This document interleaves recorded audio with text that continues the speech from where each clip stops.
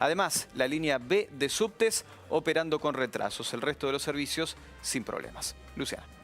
Gracias, Juan Pablo. Bueno, información de último momento. Ya hay 4 casos de coronavirus confirmados. Anunciamos hace poquito 3 casos. Bueno, ahora hay 4.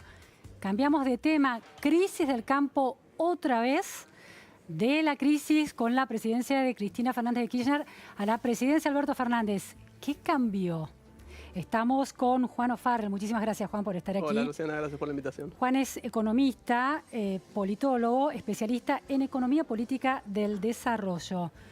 Bueno, ¿qué cambió de la crisis que se presentó con Cristina Fernández de Kirchner a este contexto? ¿Se puede repetir esa crisis? Bueno, yendo a la pregunta, la última pregunta que hiciste, yo creo que no. Creo que hay muchas cosas que muestran que es una situación totalmente distinta. Empezando por el diseño del impuesto en cuestión. Ajá.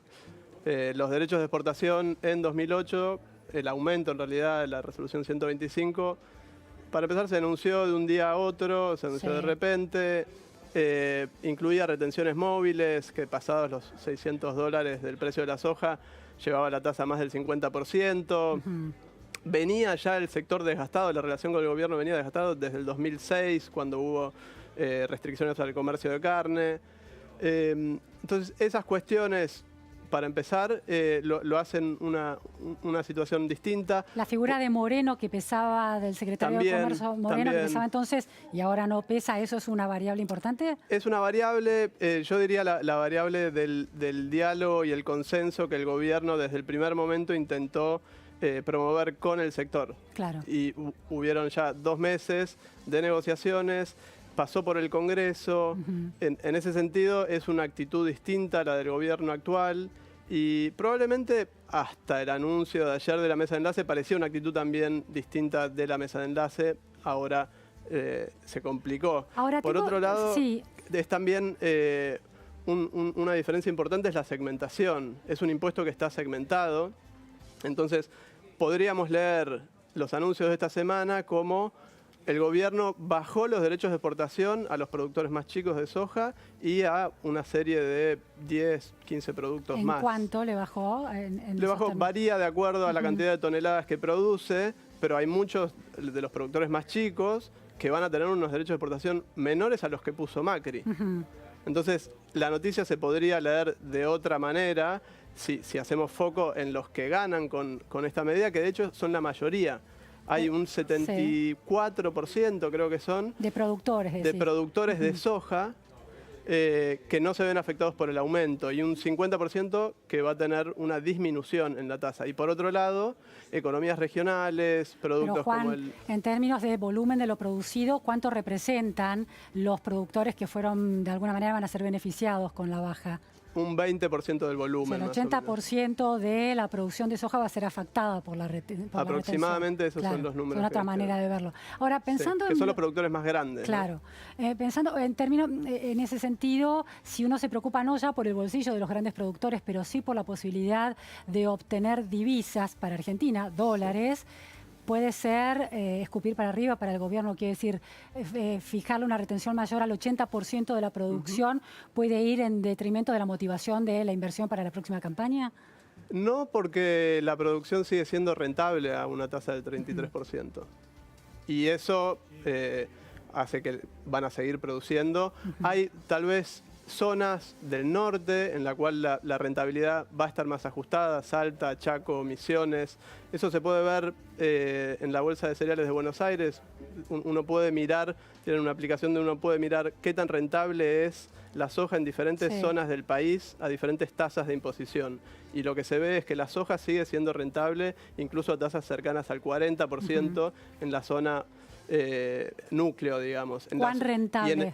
Y en el norte es el único lugar donde se podría complicar el nivel de rentabilidad y por lo tanto la decisión a la hora de producir soja o no. Ahora, eso no quiere decir que no vayan a producir nada. Y en ese sentido, tal vez un efecto del que no se está hablando de esta medida puede llegar a ser que el impacto negativo que tuvo la sojización en el país durante los últimos 10, 15 años, en términos de pérdida de la diversidad, socioambientales, pérdida de la diversidad, que fue sobre todo en la zona extrapampeana, cuando el nivel de rentabilidad fue tal que la soja se extendió a esas regiones, donde hubo problemas de inundaciones, desplazamiento de poblaciones. Tal vez esto, si promueve la industria forestal, por ejemplo, en lugar de la soja, tiene un efecto socioambiental positivo, y recordemos que los que sufren los efectos ambientales suelen ser las poblaciones más vulnerables. O sea que es progresivo en ese sentido también. Juan, ahora, en términos del escenario político, ¿no? El jefe de gabinete, Alberto Fernández, de aquellos años, resistía la 125 y quiso convertirse en una especie de negociador para modular ese conflicto, y terminó saliendo después de la votación en el Congreso con el no positivo de Julio Cobos, terminó yéndose del gobierno Alberto Fernández. ¿Ese Alberto Fernández recupera alguna de esas lecciones de entonces en esta gestión? Porque el lunes hay un paro de 4 días. Pero la decisión del paro es de la mesa de enlace, no es de Alberto Fernández. No, Alberto Fernández planteó una Pero son dos sentados en la negociación, el gobierno y la mesa de enlace. Sí, claramente. Pero el presidente siguió en la negociación todo lo que pudo y hizo una propuesta que gran parte del sector veía como algo favorable. Y de hecho, lo que uno ve las reacciones hoy son muchos sectores del agro que están enojados con la protesta. ¿Cuáles sectores?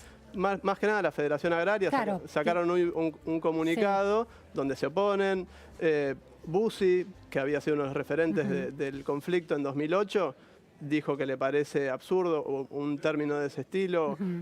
Hay una gran parte del sector que está en contra de esta medida y que ve con preocupación lo que puede pasar en términos de la imagen del sector, que se salga a una confrontación tan fuerte, porque son 4 días de cese de comercialización. Una posición negociadora hubiera sido 24 horas. Ahora, Juan, en estos cambios de escenario político tan delicados que tiene la Argentina, la crisis del campo de 2008 generó una movilización de los sectores urbanos de la clase media apoyando. Hubo una idea de identidad, ¿no? Una identidad contra el avasallamiento de ciertos derechos por parte del kirchnerismo en ese momento. La clase media reaccionó, ¿no?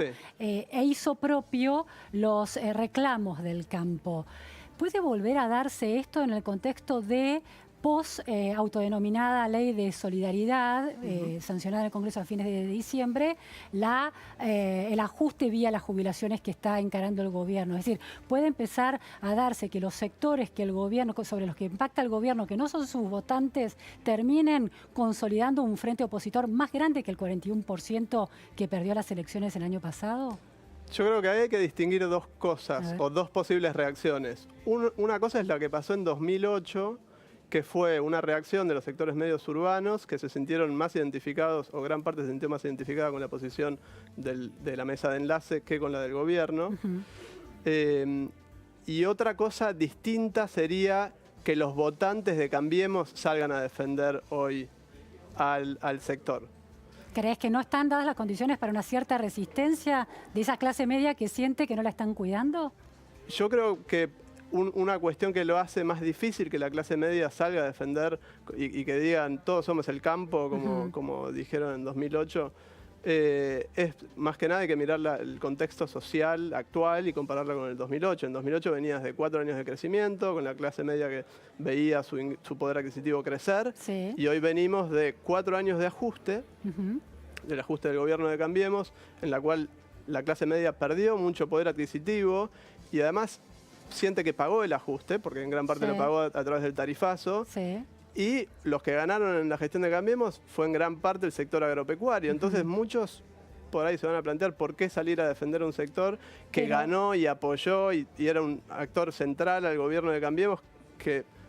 Porque las medidas del gobierno están impactando otra vez en los mismos sectores. Digo, en términos electorales, ese 41% se compone de ese sector dedicado al agro, esa parte media de la Argentina y de los sectores urbanos, es decir, Córdoba, Provincia de Buenos Aires, parte de La Pampa, siguen votando al gobierno, a la gestión, siguieron apoyando la gestión de Cambiemos a pesar del ajuste, resistiendo la de el Frente de Todos, la propuesta propuesta del Frente de Todos. Sí, el votante de Cambiemos y que se identifica con Cambiemos, por ahí ve una posibilidad para salir a hacer oposición a través de este conflicto.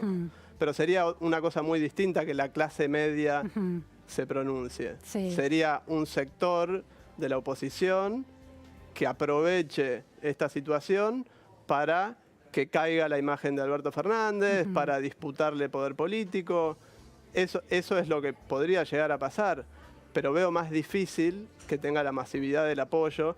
O sea, sería más promover la polarización y un conflicto que estructure de vuelta Cambiemos y el Frente para la Victoria en torno al conflicto del campo. De alguna manera, pero hay que Alberto, ver si lo favorece eso al sector. Y dejando al sector de lado, si uno piensa políticamente con estas medidas, el presidente Alberto Fernández puede estar dándole el argumento que necesita la oposición, Juntos para el Cambio, para encontrar banderas, por ejemplo, esta.